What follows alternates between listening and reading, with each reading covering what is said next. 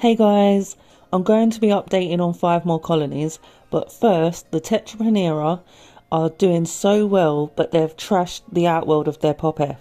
It's a nightmare to clean, so an extension is needed. Time to add a large Ant Antics outworld. I added some sand and some wood and bark and some fake ivy for colour, and I think it looks pretty nice. Most important thing is some barrier. I've gone for the Ant Antics oil-based barrier. Then I distracted the angry ladies with some snaps. And then I just popped the pop-F onto the outworld with the V2 connector for nest to nest. And then it was full action mode. They definitely wasn't shy exploring. Literally charged out. I absolutely love it.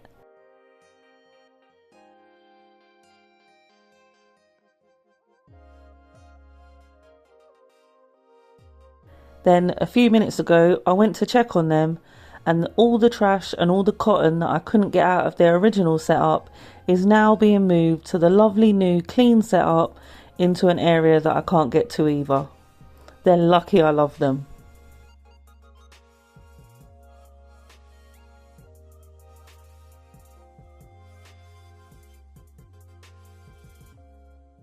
Right, now to the updates. First up, Ondontopera Denticulata. I've got these in a pop-F. They haven't really done much over the winter, but they have started to lay again. My favourite thing about this colony is the babies. The eggs are perfectly sleek and pill-like in shape. Then they turn into quite active prickly larvae that move around so much.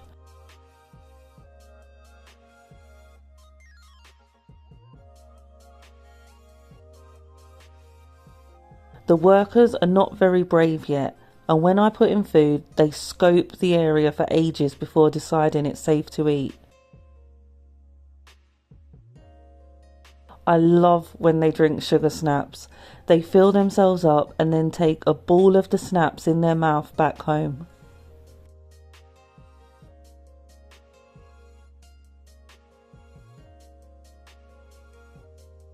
Next up, Camponotus Sanctus. Still just in a test tube, but I'm sure you can guess what home they'll be getting soon. The queen is really pretty, and the workers are adorable. Twitchy little ladies that appear to have had too many energy drinks. I got these because Mr. PJ Ants had them, and I was like, I like the shape and I like the workers, so I had to have them. They've got quite long faces.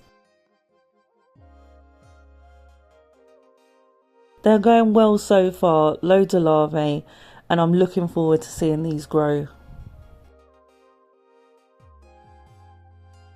Next up, my original colony, the Lasius Nigers.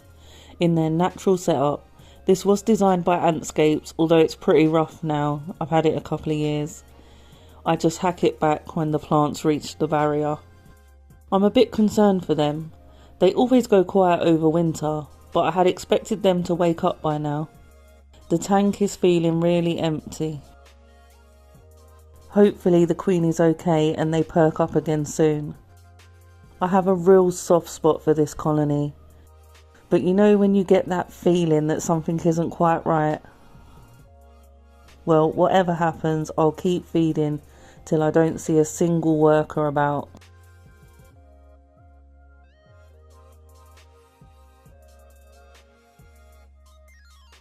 And now my Camponotus Cruentatus colony. These are in a Saturn, and for those who came to the last homecoming event at Ant Antics, they saw my other Cruentatus colony in a test or like prototype setup. I've always loved Camponotus Cruentatus. I think they are one of the most underrated species out there. I remember before going to the first ever AntCon in 2022, we were asked what was our favourite species, and I said Cruentatus. And our favourite species was printed on our AntCon lanyard passes, and it was a great icebreaker to go and start a conversation with someone, because you could just see what they liked and talk about it or ask about that species. I love the majors. They take after their queen. They are dark head and body and a golden orangey gaster that almost looks like velvet. This colony is doing really well. There's tons of brood. Everyone needs a Cruentatus colony. They're such a pretty species with epic majors. There's nice growth, enough that you get to see a lot of action, but not fast growing that you have to upgrade them all the time. And they're quite a hardy species. They don't make loads of mess and they don't try and escape. A nice all-round species. I love them. I think I'll always own Cruentatus. And the queen is super chill. She's always in the tube without water, staying with her babies.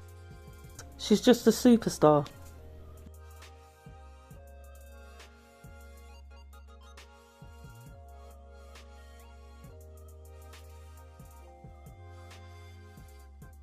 And lastly for this video, my Formica Cinerea.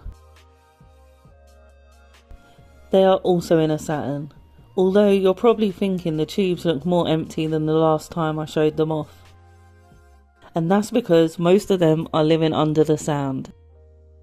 Now I'm sure there wasn't even a centimetre of sand in this setup, and it was mainly in there because they get stressed fairly easy and I was paranoid they were going to gas themselves. And somehow, with just the fine sand, they have been able to create a home. And the sand level has raised a fair bit, which is really quite impressive. If anyone watched Antimatter's Rubra video, I think I might put these ladies in something similar, so I can get a really good view of all the dug out chambers. They are not the tidiest of ants, and they have somehow managed to make parts of their setup have a frosted effect, but they are adorable. A quick shot of the queen's backside. Unlike the chill Cruentatus queen, the Cinerea queen is a little stress head. And that's all for this video. The next video will likely be the Tetraponera Rufonigra, the Nicos, the Manica, maybe some other Formica or different messes, or whatever's left. As always, thanks for watching, take care, stay safe, bye!